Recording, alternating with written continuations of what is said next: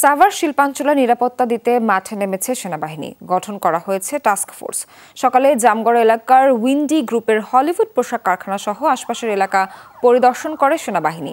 সেনা কর্মকর্তা কর্নেল আবু মোহাম্মদ মহিউদ্দিন জানান, পোশাক খাতের চাকা সচল রাখতে ও বিশৃঙ্খলা এড়াতে মাঠে কাজ করবে সেনাবাহিনী। এ সময় বিজিএমইএর কর্মকর্তারাও উপস্থিত ছিলেন। তারা জানান, শ্রমিকরা স্বতঃস্ফূর্তভাবে কাজে যোগ দিতে চায়, তাই কাল থেকে সকল পোশাক কারখানা খোলা রাখা হবে বলেও জানান তারা।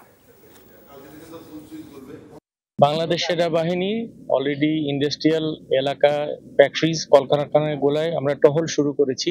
এর জন্য আমরা টাস্ক ফোর্স গঠন করেছি। প্রতিটি টাস্ক ফোর্স প্রতিটি সেক্টর ভাগ করে নিয়েছে।